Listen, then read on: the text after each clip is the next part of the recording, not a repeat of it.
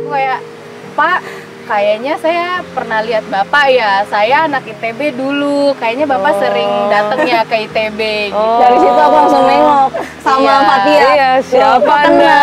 Gitu, siapakah gerangan. Terus habis itu barulah saya bilang, Bapak siapa Subakat ya gitu. Saya lupa nama depannya. Sebenarnya alasan utamanya itu karena aku tuh emang pengen banget itu emang cita-cita aku sejak kecil gitu ya. Aku pengen banget ke Amerika, pengen banget nyusul papa aku karena papa aku kan di sana udah 20 tahun. Jadi kayak pengen banget di sana gitu, pengen lebih dekat lagi sama papa. Tapi qadarullah-nya Allah kasih kesempatan untuk bisa masuk Columbia gitu. Tapi sebelumnya pun udah masuk ke community college dan lain sebagainya. Terus Masya Allahnya terima di Columbia yaitu kayak anugerah aja gitu, bonus dari Allah gitu buat saya. Untuk aku ingin sekali bisa memajukan literasi pajak di Indonesia dan juga mengembangkan non-profit aku Berbagi Beres Indonesia. Dan di Columbia sendiri ada program kebijakan publik yang aku rasa bisa memenuhi kompetensi gap yang aku miliki pada saat ini.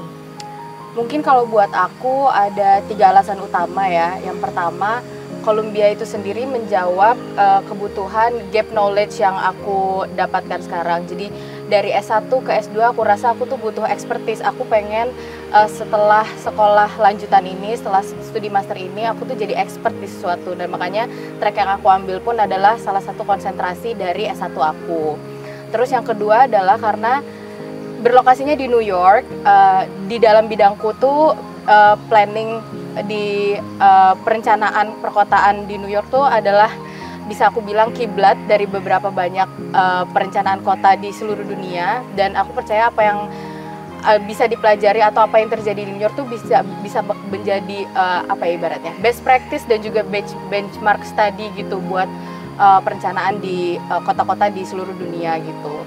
Terus yang ketiga, aku suka banget sama apa ya environment pendidikan di Amerika. Rasanya tuh sangat sangat mengenable, sangat mendorong dan menjunjung entrepreneurial environment gitu, dan aku suka banget. Jadi untuk bisa berkolaborasi sama teman-teman yang ada di luar bidang itu mudah sekali gitu. Oke.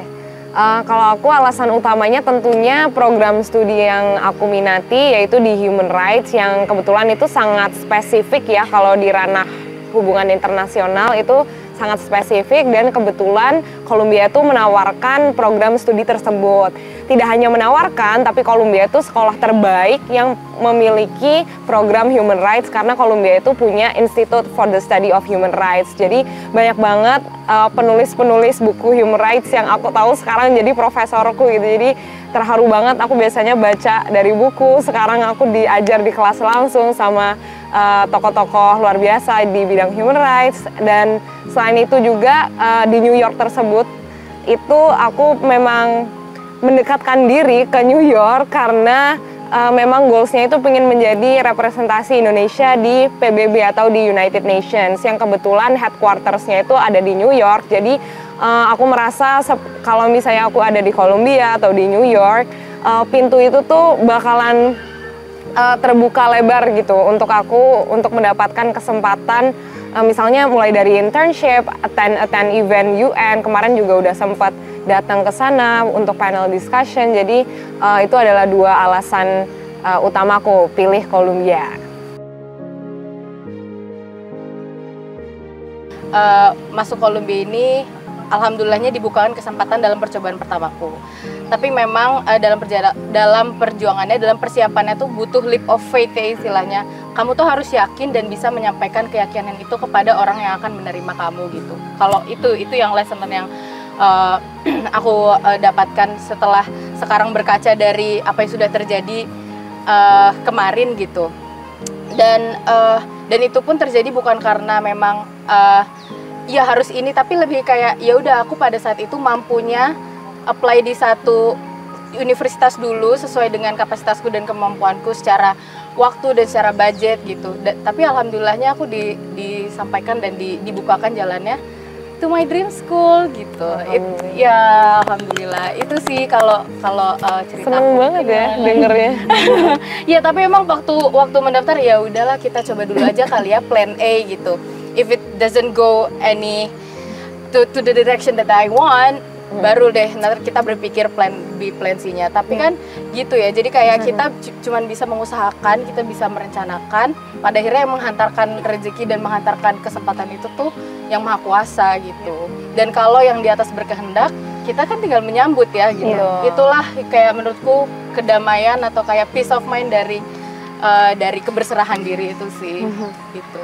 Mungkin kalau buat aku agak sedikit ceritanya berbeda, karena awalnya sebenarnya aku nggak ingin untuk pergi sekolah ke Amerika, tapi waktu itu mentor aku yang bantu aku untuk persiapan S2 memang menyarankan dengan apa yang ingin aku coba penuhi kompetensi gapnya, mungkin bisa consider ke Amerika.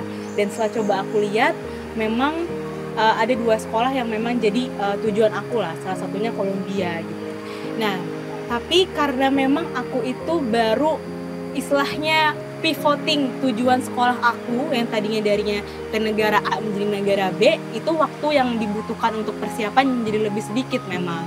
Nah, buat aku itu challenge tersendiri karena memang waktunya sudah mepet dan juga waktu itu juga sambil kerja. Jadi aku inget banget kalau tiap hari itu pagi bangun itu pasti nyiapin esai, terus habis itu aku kerja, istirahat itu nyiapin esai lagi, pulang kerja nyiapin esai lagi, dan itu hampir kurang lebih 3 bulan sih intensif kayak gitu.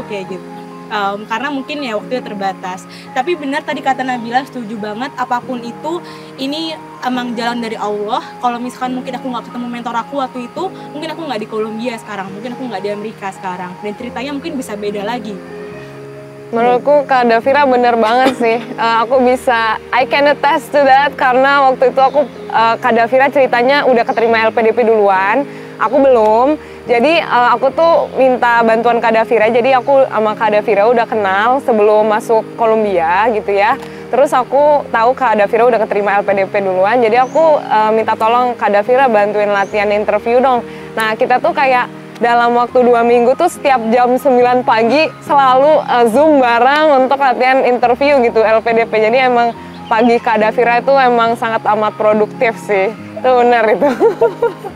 Kalau cerita aku masuk Columbia itu sangat amat sulit sih yang aku rasain gitu. Karena waktu itu keadaannya aku tuh masih S1. Aku daftar persiapan itu dari semester 5 dan itu tuh kayak COVID, ya kan, berat banget, kayak COVID changes people gitu ya. Terus pakai tiba-tiba kuliah online, harus adaptasi. Aku stuck di Indonesia, nggak bisa balik ke Jepang karena close border. Dan harus nyiapin persiapan masuk Columbia gitu. Aku daftar ke beberapa universitas sebenarnya. Aku daftar Stanford, Columbia SIPA, terus Columbia punya aku, GSAS, dan NYU. Nah itu tuh sangat amat berjuang banget sih waktu itu ya. Kalau sekarang mah udah bisa ketawa, kalau dulu nangis-nangis gitu ya. Kalau dulu tuh berat banget sih rasanya kuliah, lagi ngambil 20 SKS, lagi skripsian, sambil daftar ke kampus, itu menurut aku berat banget. Terus juga pas aku tuh pengumuman duluan tuh SIPA. Jadi kita pengumuman Columbia SIPA tuh bareng. Kak Davira tuh alhamdulillah keterima, tapi aku belum diterima. Tapi juga nggak ditolak. Jadi waktu itu saya tuh di waitlist. Ibaratnya kayak digantungin gitu ya. Jadi kayak Anda ini gimana, menerima saya atau enggak gitu loh, kasih tahu dong gitu. Nah terus nggak lama kemudian keterima pengumuman Stanford dan nggak diterima juga gitu. Jadi itu lumayan berat sih. Nah, tapi ketika aku belum diterima Stanford dan Columbia itu, aku belum submit esaiku ke NYU dan Columbia satunya lagi. Nah, jadi dari situ aku punya beberapa waktu untuk being resilient sih, kayak kira-kira apa ya yang bikin aku belum diterima. Nah, akhirnya karena aku memang belum submit, aku revisi banyak banget buat esai NYU dan Columbia aku untuk disubmit di bulan Januari. Terus bulan Februari akhir aku tuh ulang tahun kemarin. Terus 2 minggu kemudian aku diterima di Columbia dan di NYU, alhamdulillah. Jadi aku tuh merasanya kayak dikasih kado sama Allah gitu ya. Awalnya ditolak, digantungin, terus tiba-tiba ya udah emang disuruh nunggu gitu, disuruh nunggu yang terbaik gitu, the best is yet to come. Oke, kalau aku mungkin beda sendiri ya sama kakak-kakak karena aku 4 tahun di New York dan maksudnya aku sudah melalui fase-fase di mana aku nggak bisa bahasa Inggris. Jadi dari awalnya tuh aku harus ambil intensive writing gitu dari community college untuk bisa nanti ngambil kredit gitu di kampusnya. Aku tuh mungkin hal yang paling bikin aku kayak down banget adalah ketika aku tuh harus tes writing terus aku tuh gagal terus gitu.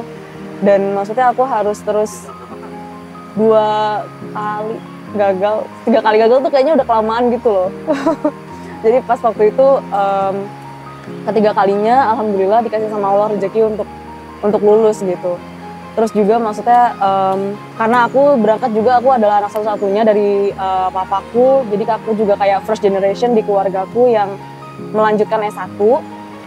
Itu mungkin ya maksudnya kayak doa-doa dan harapan dari orang tua itu sendiri yang membawa aku akhirnya kayak aku berpikir why not untuk mencoba Columbia. Dan juga pada saat itu advisorku dan coachku dari klub juga kasih tahu ke aku gitu kalau you should try to apply the Columbia karena maksudnya kamu punya potensi untuk bisa masuk kayak satu Columbia. Jadi ya jadi kayak maksudnya pada saat itu kayak aku mikirnya ya udah kita coba aja dulu gitu. Dan itu maksudnya prosesnya itu juga maksudnya proses dari nggak bisa bahasa Inggris terus kayak nyoba-nyoba terus dari kayak bener-bener aku sholawatin di depan di depan Columbianya. Aku setiap kalau pulang dari pulang dari community college aku tuh jalan ke Columbia gitu, aku duduk di tengah-tengah pilarnya di Law Library, duduk di tengah-tengah pilar itu terus aku sambil ngeliat ke depan siapa tahu nanti aku bisa masuk ke library aku di depan aku itu karena waktu itu dingin banget. Aku pakai coat terus belajar grammar di situ. Kayak berharap suatu saat nanti aku nggak kedinginan lagi dan aku jadi salah satu mahasiswa di situ gitu. Setiap kali pulang sekolah dan aku cerita itu sama profesor aku di writing intensive dan profesor aku tuh di akhir report aku kelas aku dia nulis kalau I hope one day I get an email from you that you get accepted to Columbia University. And now I'm here. Did you email him yet? I emailed her. Oh, that's her. Okay. Yeah, I emailed her and I said thank you. Wow. Yeah. It's like manifestation. Yeah. Yeah.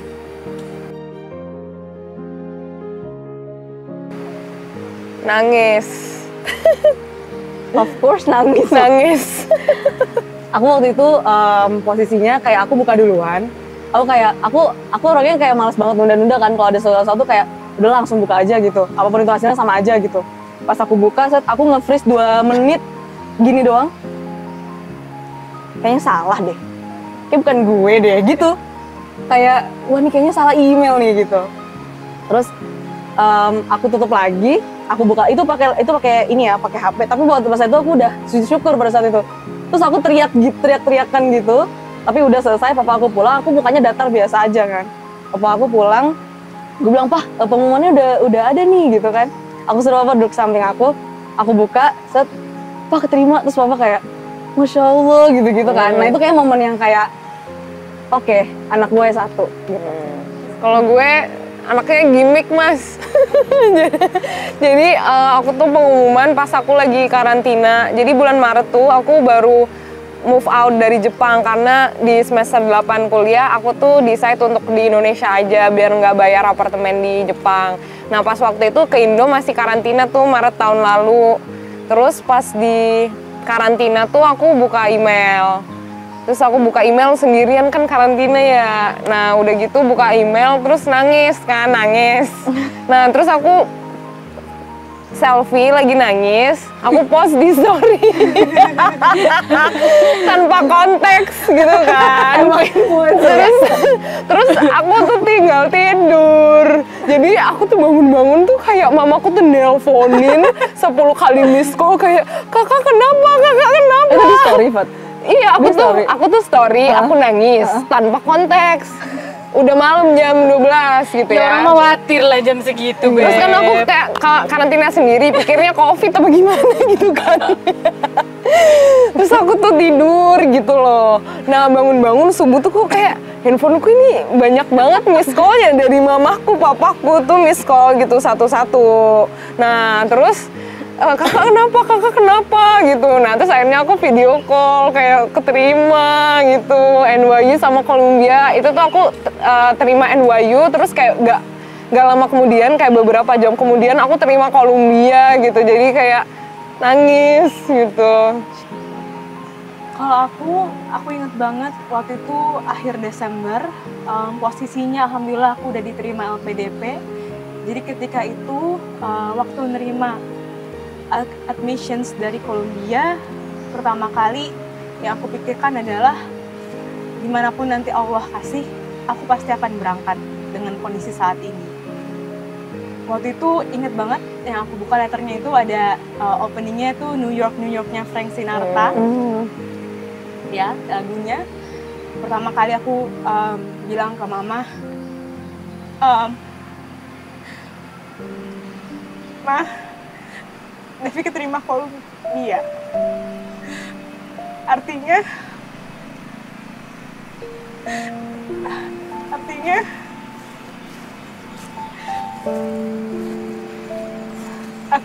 Devi bakal sekolah lagi dan jauh dari mama. Karena aku dari kecil sebenarnya hidup memang hanya sama mama. Jadi mama aku single mother. Dan buat jauh dari mama, buat aku itu hal yang gak mudah sih buat aku. Walaupun sebenarnya aku sempat kuliah di luar negeri selama 2 tahun, tapi ternyata pergi keluar lagi, dan mungkin kali ini jauh karena bedanya 12 jam dan secara jarak juga jauh, jadi emosinya juga beda. Tapi di satu sisi aku juga seneng banget karena waktu itu kakek aku itu pingin banget cucunya itu S2, karena memang di keluarga aku tuh kakek aku salah satu orang yang support banget cucu-cucunya untuk pendidikan. Waktu aku keterima, aku telepon kakek aku waktu itu, beliau lagi di Surabaya, nggak lagi di Jakarta. Aku ingat aku bilang, Nyi, Devi keterima di Amerika. Dan aku seneng banget karena ini aku tuh bangga banget rasanya. Karena impian beliau yang emang pingin banget aku tuh S2 dari aku S1 sebenarnya itu terrealisasikan gitu. Dan alhamdulillah juga waktu itu, ini yang aku jujur nggak sangka adalah aku dapat surat kedua dari Columbia. Waktu itu ternyata aku dapat fellowship $30.000 dari Columbia. Yang aku waktu itu bilang ke mama, Mah, mungkin aman jalannya ke sini gitu. Karena itu adalah hal yang jujur aku sama sekali nggak sangka-sangka sih.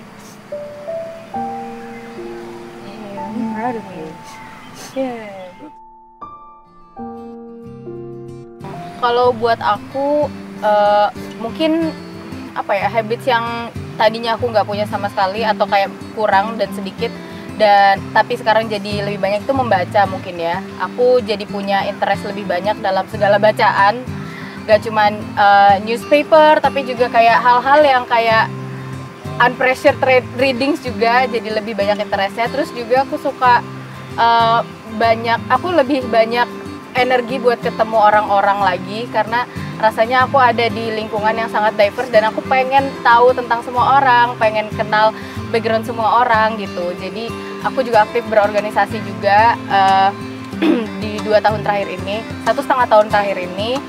Di samping itu juga aku pengen punya professional exposure, jadi juga aku cari opportunities lain di luar kampus untuk kayak bekerja in real professional setting.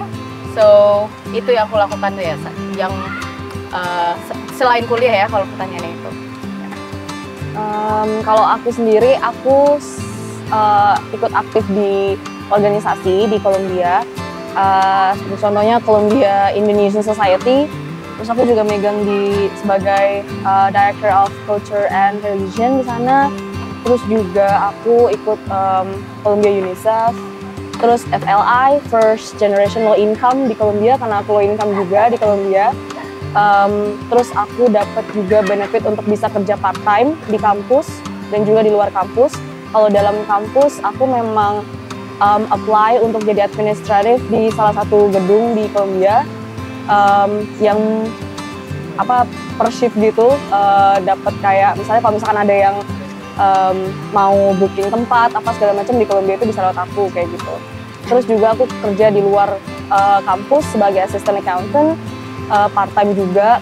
Aku harus kerja juga kadang Sabtu sama Minggu. Kenapa? Karena aku mikirnya papa itu kan di sana ya sendiri gitu kan sama aku gitu. Kami cuma tinggal berdua. Terus kayak aku berpikir aku dapat beasiswa dari Columbia-nya langsung, tapi itu memang tidak full, masih ada beberapa yang harus aku bayar. Tapi meskipun begitu, aku merasa bahwa aku punya tanggung jawab sebagai diriku sendiri untuk membantu keluarga, baik papa ataupun keluargaku yang ada di Indonesia. Jadi aku berpikir bahwa aku harus bekerja. Gimana caranya aku bisa membantu ya dengan cara aku bisa terus bekerja keras dan juga mungkin menurut aku ya memberikan sebagian dari apa yang aku punya kepada bukan papa ya, maksudnya kayak kepada diriku sendiri, mencukupi kebutuhanku sendiri dan juga keluargaku yang ada di Indonesia. Itu membuat aku menjadi jauh lebih hidup gitu di Amerika. Kalau aku di Columbia sendiri, sebetulnya aku nggak join organisasi apa-apa, tapi mungkin aku lebih join ke challenge yang ada di Columbia sih, karena memang ada banyak opportunity juga untuk kita bisa ikut lomba-lomba. Nah, tapi mungkin untuk organisasinya, aku join ke Permies Nasional, jadi lingkupnya memang satu Amerika, seperti itu. Iya. Aku kalau di Columbia selain kuliah ikut CIS, Columbia Indonesian Society, menjadi member dari Foreign Affairs. Selain itu lebih ke belajar sih, karena realitinya itu tuh walaupun aku satu semester cuma ambil 4 mata kuliah, itu tuh berat banget. Kayak satu semester 3 bulan kemarin di New York tuh nggak nafas gitu loh, kayak esai lagi, paper lagi, besoknya lagi paper lagi, readings paper. Jadi kayak aku masih adaptasi sih sejujurnya di New York untuk dapetin pace yang pas untuk ikut ini itu. Jadi aku belum ikut banyak, tapi itu sih masih lebih ke fokus ke adaptasi dan ikut CIS gitu.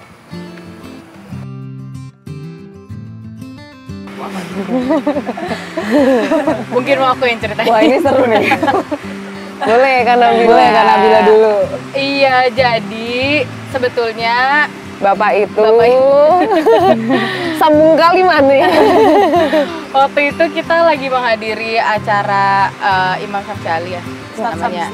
Iya, Ustadz Syamsi Ali. Terus Davira ini nge-host, terus kami bertiga kayak mau datang, mau support. Iya, betul. Terus habis sholat maghrib, aku ingat aku ada Zoom call dan itu di bawah di dekat toilet yang kanan toilet laki-laki, kiri toilet perempuan. Terus bapak keluarlah dari toilet itu. Aku merasa kayaknya kenal nih mukanya, tapi aku biarin aja jalan. Pas aku balik lagi ke meja kita, kok udah duduk di depan kita. Udah di depan kita. Terus aku kayak, Pak, kayaknya saya pernah lihat Bapak ya. Saya anak ITB dulu. Kayaknya Bapak sering datang ya ke ITB. Dari situ aku langsung nengok sama Fatia. Iya, siapa Anda? Gitu. Siapakah gerakan? Terus habis itu barulah saya bilang, Bapak, siapa Subakat ya gitu. Saya lupa nama depannya. Terus dia, oh iya kalian apa? Terus tanya-tanya ke kita. Iya. Terus habis itu, oh iya Pak, iya saya kami dari mahasiswa Columbia. Saya master, ini undergrad itu. Terus saya kenalin nih, ini saya Indah, gitu. Dari situ pembicaraan kita tidak pernah berhenti. Tidak pernah berhenti 3 hari. Bapaknya langsung coaching on the spot begitu. Memang awalnya kita sharing book yuk. I mean I'm always yes for books. Let's go. Kalau buku gitu ya, kayak ya udah hayu gitu.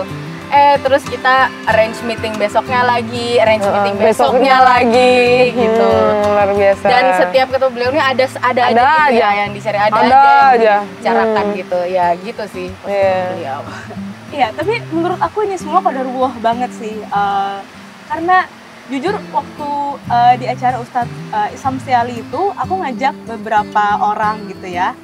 Tapi untuk support kamu. Iya, untuk datang acaranya. Kirain untuk support kamu. Fundraising. Salah satu yang di push aku.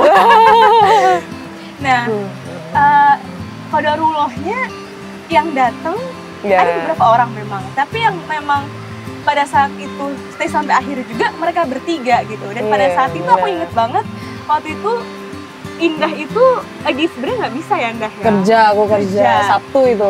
Iya. Nyusul ya. Aku kerja dari pagi sampai siang lanjut lagi sampai sore. Dia bilang ayo bisa kali sore gitu. Iya masa sih nggak bisa gitu, izin sebentar kayak gitu. Terus Fatia juga sama Nabila datang, jadi senang banget. Nah qadarullahnya di situ juga bisa satu meja itu kan sebenarnya juga bukan sebuah kebetulan juga sih menurut aku ya, pasti itu udah diatur sama Allah. Sangat diatur.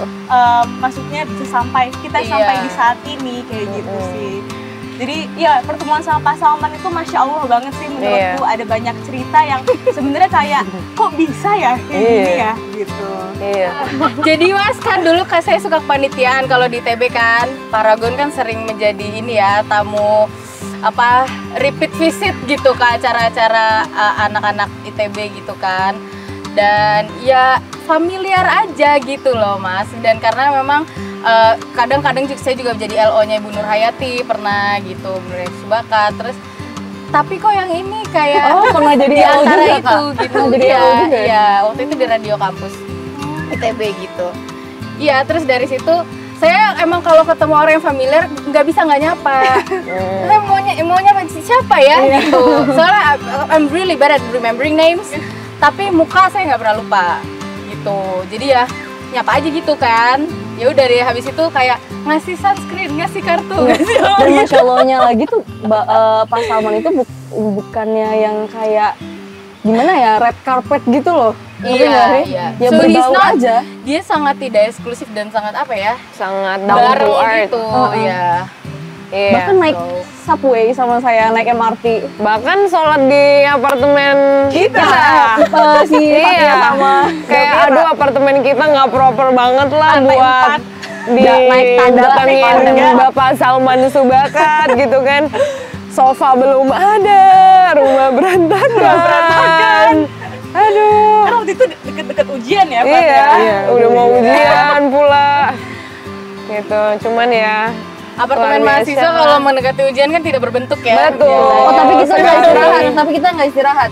Iya, lanjut sholat doang. Lanjut langsung makan. Makan sama langsung ngobrol lagi, terus itu. Iya, terus. Sampai besok minta extend lagi. Besok lagi deh di Columbia deh katanya. Cari masa ya Fatia ya. Oh iya siap. Besok di Columbia ya gitu. Besok di Central Park ya. Gitu. Iya. Yang lucunya sini ya. Yang lucunya tuh kita nggak berhasil untuk dapetin ruangan kan gitu di Columbia karena memang itu butuh waktu beberapa hari gitu untuk bisa booking si ruangan ini gitu. Tapi akhirnya kita punya ide dan Bapak juga mengiyakan untuk bisa lesehan aja gitu di depan Butler, di depan museum ini di rumput-rumput kayak gini di kampus ini kita sharingnya di bawah lesehan sama Bapak gitu. Jadi kayak beliau tuh memang intensinya pure ya, pengen sharing gitu, nggak yang muluk-muluk harus ini harus itu. Dan fun fact-nya itu bukan karpet. itu gorden Itu kalau dilihat lagi lebih ngezoom itu ada bulat-bulatnya di sebelah pinggir. Karena itu nggak pernah dipakai dan itu hoardingnya cukup besar dan cukup juga untuk kalau kami. Mas Riko yang begitu udah dibabain deh kayak apa Bapak. Iya. Itu hording, pemirsa. Gorden, Ya, Mas. alhamdulillah, tapi Bapak iya aja. Iya aja. Nggak apa-apa, yang Iya penting aja. ada alasnya. gitu. Hayu kata Hayu Bapak aja, ya. Insya Allah. Gitu.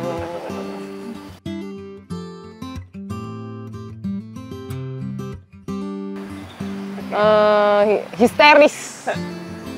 Aku inget banget kita bertiga tuh kayak kaget berat gitu pas Habis makan. ditawarin kayak enggak, masalahnya itu Bapak tuh cepet banget ya decision makingnya. Kayak kita tuh Sat-sat. waktu duduk pas di Ustadz Syamsi Ali itu ya, itu tuh langsung, itu kan cuma 3 jam ya ngomong. Sebelum pulang kayak, siapa yang mau pulang ke Indonesia? Saya. Mau ke Indo nggak? Mau ke Indo nggak? Mau dong, Pak. Ya udah sini saya bayarin. Tapi kalian nanti coaching ya di Indonesia ya. Oh iya, gitu. Jadi kayak dalam waktu 3 jam, Pak Salman bisa menawarkan beasiswa buat kita dalam obrolan 3 jam. Tuh luar biasa banget ya. Kayak nggak tahu deh, speechless. Aku tuh udah beli tiket duluan ke Indonesia, terus baru ketemu Pak Salman. Jadi waktu ketemu Pak Salman itu pas beliau bilang mau nggak pulang, aku bilang Pak saya sebenarnya udah beli tiket gitu. Terus yang lain kan ya udah ini tiketnya saya bayarin. Terus aku kayak harusnya gue beli tiketnya nanti aja ya gitu. Nggak bisa beli dulu. Tapi waktu itu ya Allah emang Pak Salman baik banget ya, maksudnya dasarnya. Purpose lain. Beliau bilang ya udah nggak apa-apa, ini saya kasih uang saku buat kamu gitu. Jadi kalau kamu udah beli tiket nggak apa-apa, tiketnya udah kamu beli aja. Dan untuk berbagi beras ya waktu itu. Dan ini nanti saya kasih uang saku buat kamu. Dan kebetulan waktu itu tuh saya bendaharanya kan di antara teman-teman ini. Terus waktu itu ingat banget Bapak bilang, Devira, udah ya saya transfer. Saya lihat angkanya, terus saya bilang indah Fatia. Pada saat itu karena bilang nggak ikut. Indah Fatia ditransfer. Kita tuh di belakang sambil kita sholat asar kan numpang sholat gitu ya di salah satu restoran Malaysia gitu namanya Rasa. Terus kita sholat gitu di belakang, kita sambil kayak beneran nggak sih? Beneran nggak sih gue pulang ke Indo nih gitu. Itu Masya Allah banget sih. Iya, Masya Allah banget sih. Tisu? Enggak, ya senang banget gitu maksudnya karena aku pribadi iya kayak aku dia ditawari pulang ke Indonesia sama Bapak CEO Paragon, kayak mama langsung bilang jadi BA Wardah, enggak gitu enggak langsung BA Wardah ya kan, ya dong. Enggak dong. Tapi kalau iya ya kita Nggak apa-apa kecap sih, ya, iya. kita follow up lagi. Tapi maksudnya kayak pada saat itu bersyukur banget mama, alhamdulillah kayak ketemu lagi sama anaknya gitu kan. Maksudnya karena mama kan tinggalnya di Indonesia, aku cuma sama papa, jadi kayak bersyukur bisa ketemu anaknya lagi tuh luar biasa, Masya Allah. Apalagi gratis gitu kayak luar biasa, jadinya bisa simpan uang, jadinya bisa buat pergi sama mama gitu. Seneng banget sih Mas Riko, terutama aku kan udah lama banget ya nggak tinggal di rumah sama orang tua sebenarnya.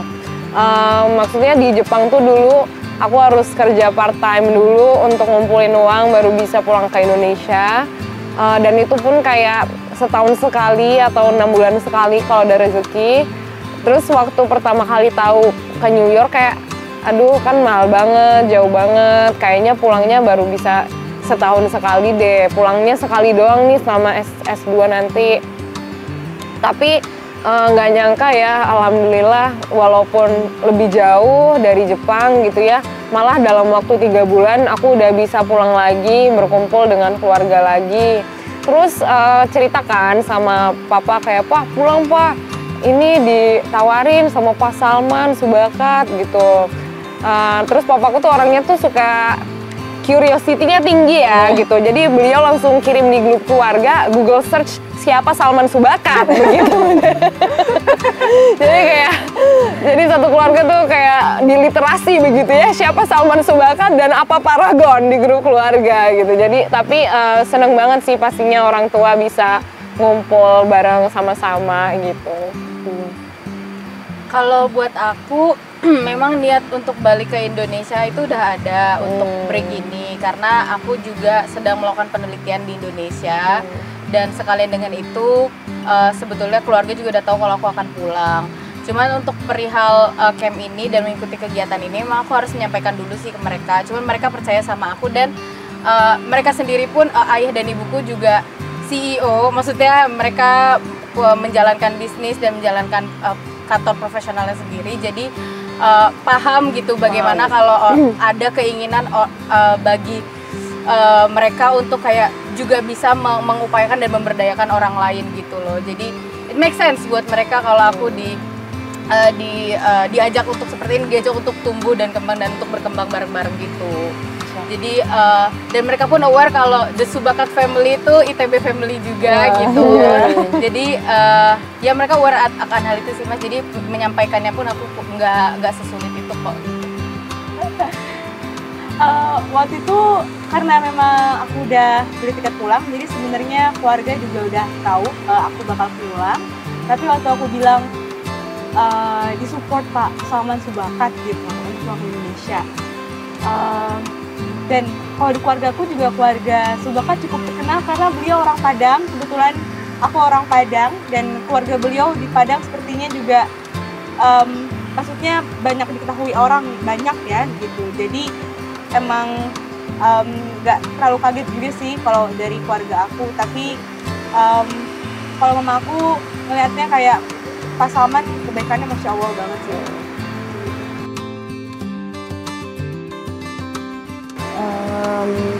Kalau dari saya pribadi tuh tentang arti kata bersyukur, tentang arti kata menerima, cinta, dan Allah Subhanahu Wa Taala gitu. Itu yang pertama sih sebenarnya. Karena maksudnya dari segala yang memang maksudnya sudah Allah berikan ke saya kadang suka merasa masih kurang dan masih kurang bersyukur gitu. Masih kurang merasa ada kata cukup gitu dalam ucapan saya sehari-hari gitu. Makanya ketika ketemu dengan adik-adik, terus juga saya juga bisa meng-coaching adik-adik di kemarin itu, di Yayasan kemarin saya jadi merasa kayak saya harus bisa lebih bersyukur. Karena adik-adik kecil ini mengajarkan saya tentang hidup gitu ternyata. Maksudnya nggak perlu belajar dari orang-orang dewasa gitu, ternyata saya melihat sendiri di lapangan ada hal yang memang harus saya syukuri gitu. Dan anak-anak ini tuh benar-benar mengajarkan kepada saya tentang arti kata menerima, arti kata Allah Subhanahu Wa Taala tuh memang baik dan memang ya pokoknya luar biasa. Dan juga termasuk juga dengan teman-teman fondasi gitu, saya tuh alhamdulillah merasa diterima sekali ya gitu, berada di fondasi di asrama wanita gitu. Saya kayak merasa jadi kayak keluarga sekarang gitu. Jadi kayak merasa nanti kalau pulang ke Indonesia kita udah punya ini nih, udah punya tempat untuk berlabuh selain dari keluarga gitu yang ada di Jakarta gitu. Dan Masya Allahnya belajar tentang lebih dekat lagi sama Allah, belajar juga tentang semangat. Maksudnya kita juga harus sukses supaya kita bisa membantu orang lain. Itu yang luar biasa yang saya dapetin sekarang. Jadi kayak merasa benar waktu itu Kak Davira, Kak Nabila, Kak Fatia pernah bilang juga kayak kami jadi merasa lebih utuh gitu. Kami jadi merasa lebih komplit. Apa yang nggak kami biasa dapatkan di New York, kami bisa dapatkan ketika kami pulang ke Indonesia dalam waktu hanya 3 minggu kurang. Jujur kemarin waktu ke Pendidik Nusa, aku ngerasa fulfilled banget sih hatinya.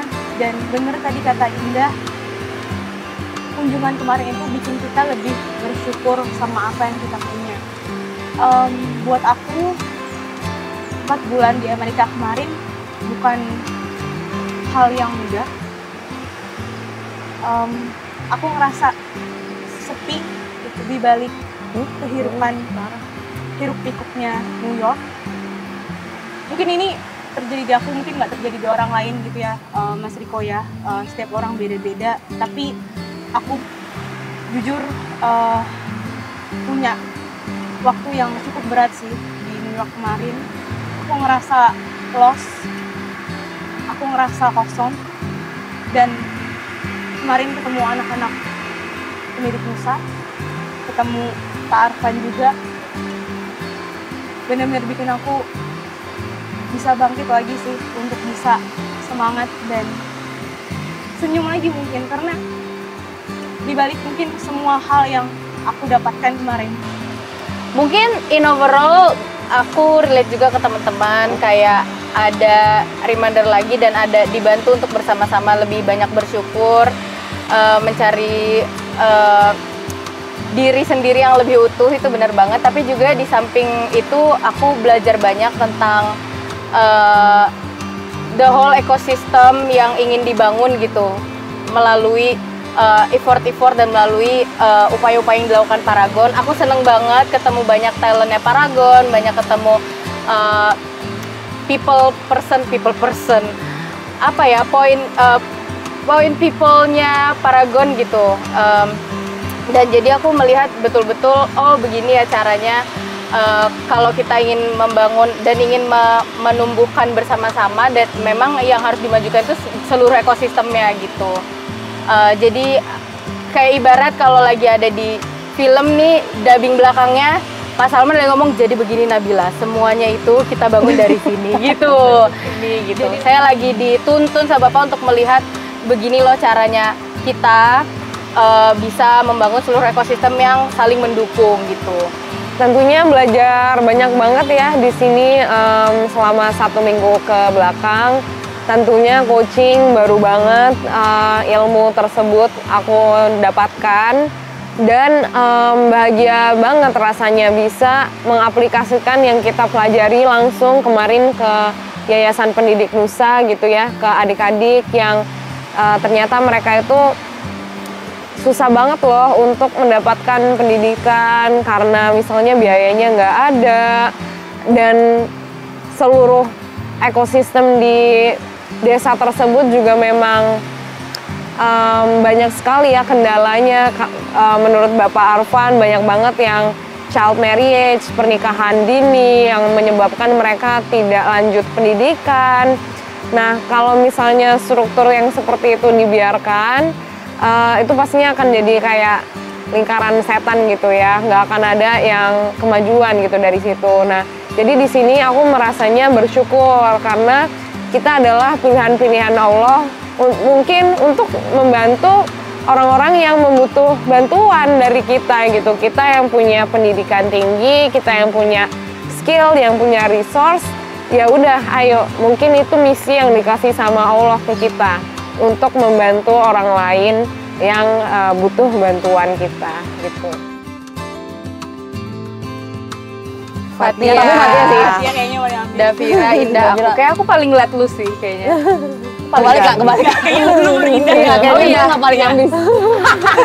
Oke, that's good. Gue yang kayak ya udah gitu. Gue kira gue paling ya udah, enggak ya? Nggak, kayaknya Kayak Indah lebih ya udah. Indah lebih ya oke. udah. Tolong skill psikolog saya netral. Ya udah tim. Wow. Interesting question. Wow. I don't even know the answer. ngerasa kayak kita punya versi masing-masing sih Yes. untuk menjawab ini. Oh Iya iya, nggak? boleh silakan Kakak Nabila yang punya versi. Aduh, nggak tahu. Gimana ya?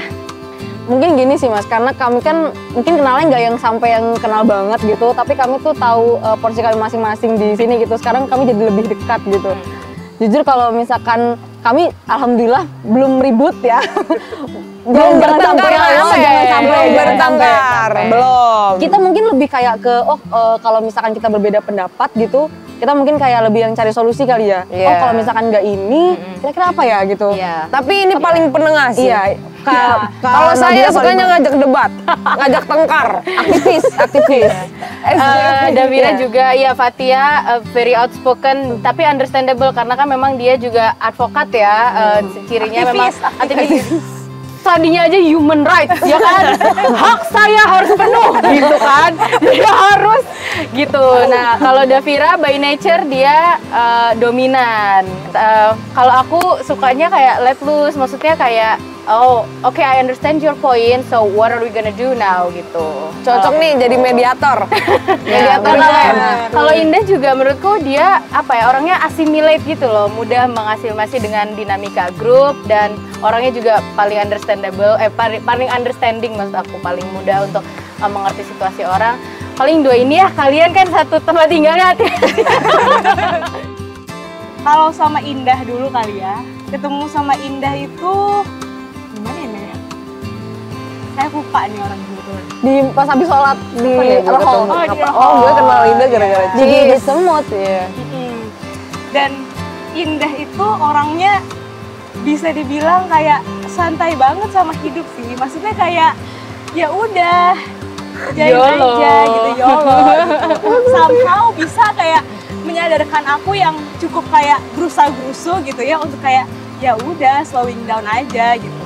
Nah, kalau Nabila itu kita seangkatan sebenarnya ya, Nap ya. Jadi S1-nya. Jadi memang seumuran lah kalau sama Nabila gitu. Nah, pertama kali itu kenalnya waktu itu di WhatsApp ya sebenarnya. Iya, di WhatsApp. Waktu itu akhirnya Nabila nyapa itu pas pertama kali masuk Kolombia, terus kita jalan bareng waktu itu. Ih, kok kakak nggak pernah ajak aku jalan bareng sih? Ada yang jalan. Tadi kita jalan bareng ya. Tidak equality loh itu. Pertanyaannya tolong diganti Hak bisa saya mana sekarang. kak gitu ya, langsung ya menagih hak. Terus kalau ngeliat Nabila tuh juga orangnya lebih tenang gitu ya. Maksudnya kalau Iya. dibandingin sama saya yang Parah. suka tidak tenang dan Iya, kayak benar. ngejar A B C D gitu ya. Nabila tuh bisa yang kayak ya udah gitu, tapi kasih solusi gitu, bukan yang kayak ya udah tapi kayak diem aja gitu. Nah, kalau Fatia ini roommate saya kebetulan. Kita udah kenal juga sebelum dari Kolombia gitu ya. Dan Fatia banyak banget sih menginspirasi aku, khususnya di bidang percaya diri. Aku pernah iya nanya juga ke ya. Fatia, Fat, gimana sih caranya kamu tuh bisa pede banget gitu? Nge-share apapun tuh kamu nggak takut loh. Iya. Terus inget banget waktu itu Fatia bilang, ya kalau aku sih kak, ya udah orang mau ngomong apa aku nggak peduli. Lebih banyak yang apresiasi daripada yang nge-hate gitu. Betul Dan sih. itu pun aku juga masih belajar sampai sekarang sih dari Fatia. Gimana caranya dia bisa konsisten dan ya udah, yang penting apa yang gue lakuin bisa buat orang lain tanpa harus mikirin kayak omongan orang lain kayak gitu. Itu yang aku belajar banget dari Fatia. Aku tuh ketemu Indah tuh gara-gara di CIS sih, di ikutan organisasi keindonesiaan di Kolombia. Itu tuh pertama kalinya aku tahu bahwa ada nih yang namanya Indah di Kolombia gitu kan. Terus sebenarnya jarang ketemu Indah, cuman tuh jadi sering ketemu karena aku sering sholat. Sering sholat di Earl itu selalu ketemu Indah. Kadang-kadang tuh Indah lagi shift, aku lagi istirahat kelas gitu ya, itu pernah kita makan bareng di Earl gitu. Aku belum kenal Indah sejauh itu sebenarnya, cuman di sini aku bisa berkesempatan untuk mengenal Indah lagi. Happy banget sih, jadi kayak hidup saya tuh lebih santai gitu kan, karena selama ini tuh kayak terlalu ambis gitu, kayak kenapa sih ambis banget gitu. Nah jadi aku ngeliat Indah nih biar bisa tarik napas lah, to pause gitu ya mas, to pause gitu. Terus kayak pas aku tahu Kak Nabila kan emang temennya teman gitu aku ya. Aku sama Fatia, jadi dari kami bertiga aku tuh emang sudah paling lama kenal sama Fatia. Iya bener, betul. Nah itu tuh, tapi aku tidak sangka kalau misalnya ternyata Kak Nabila tuh orangnya juga kalem gitu ya. Jadi aku tuh merasa tenang ketika ngobrol sama Kak Nabila. Pernah suatu hari aku lagi finals di library, ketemu Kak Nabila. Kak Nabila lagi ngerjain tesis, dan aku waktu itu keadaannya juga ngerjain finals. Yang aku tuh insecure parah sama paper yang itu. Dari 4 paper tuh aku paling insecure parah sama paper yang itu. Terus aku ketemu Kak Nabila, waktu itu aku lagi istirahat juga dari nulis paper. Itu tuh ngobrol sama Kak Nabila itu kayak, orang Kak Nabila ngerjain tesis, gue ngerjain paper doang, kenapa gue yang begini gitu kan. Artinya gue santai gitu. Nah jadi lebih santai juga sih bawaannya gitu. Walaupun tetap aja nggak tidur tuh ngerjain paper tersebut gitu kan. Nggak tahu juga ya apa yang di-insecurein, padahal kata profesornya bagus gitu kan. Suka gitu ya. Gitu kita. Nah terus kalau sama kakak Davira itu, Kak Davira itu seperti a sister I never have. Aku kan anak pertama, aku nggak pernah tuh punya kakak, jadi aku ngerasa nangis. You're my sister too. Ini kayak aku ngerasa seneng banget sih di rumah itu kayak ada yang jagain, ada yang kasih tahu gitu. Ada yang masakin ya Fat ya? Oh, dia sayang banget sama kamu Syam.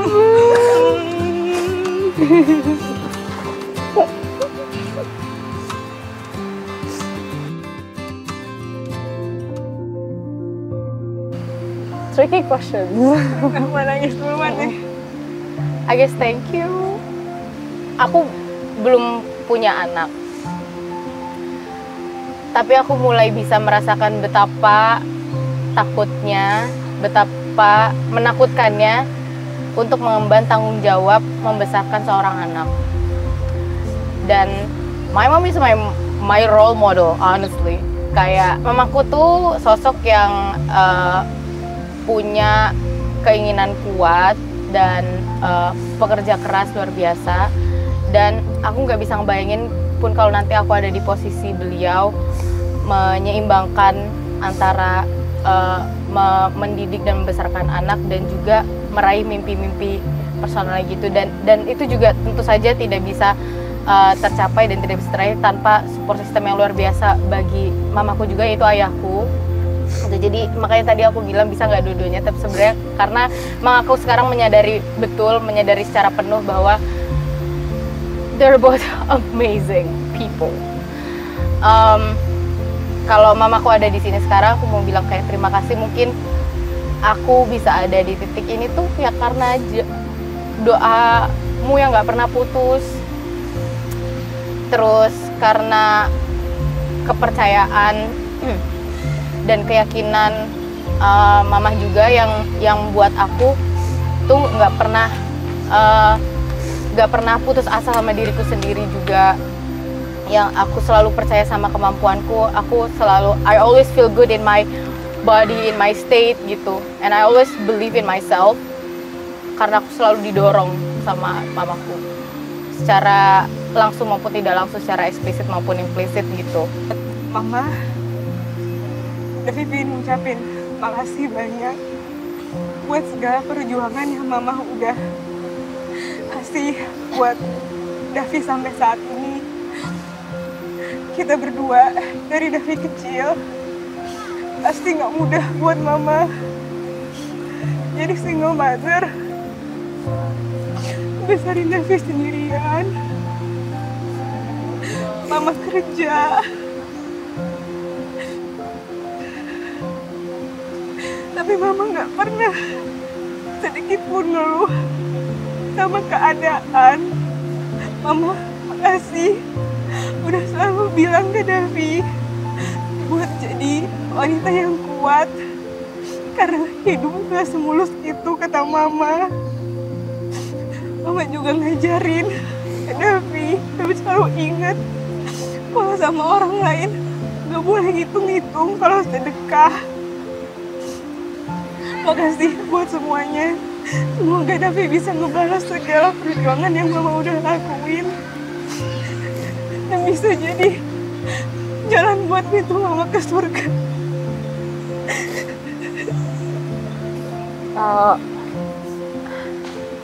Both my mom and my dad,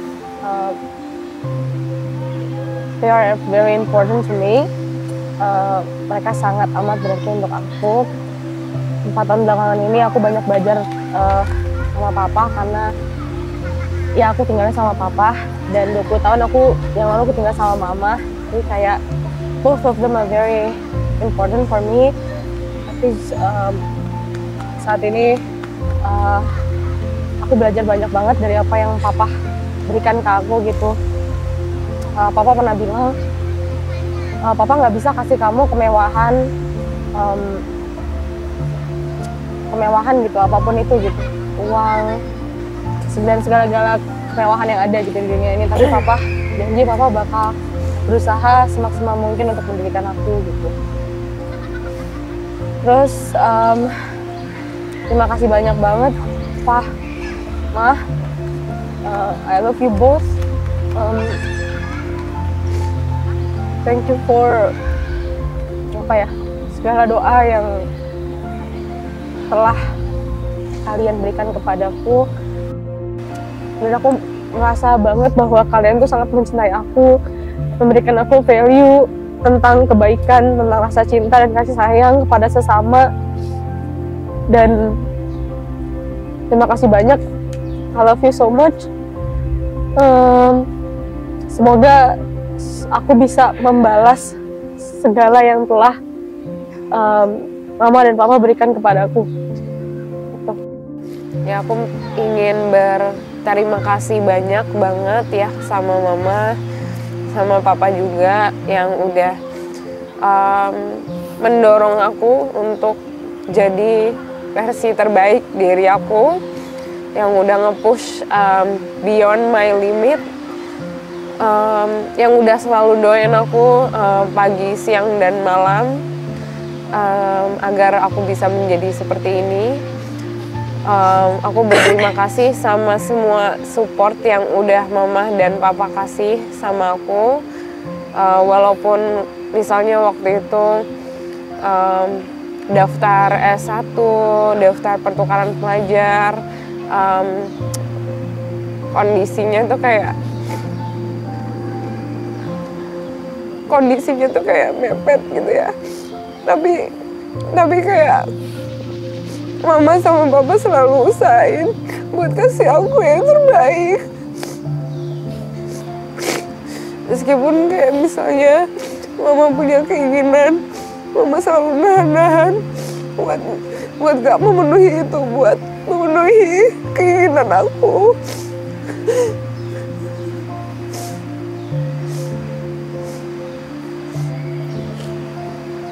Aku minta maaf juga kalau misalnya rasa kurang berterima kasih, tapi aku sangat bersyukur punya orang tua seperti Mama dan Papa yang sangat suportif dengan pilihan aku dan apapun yang aku lakukan.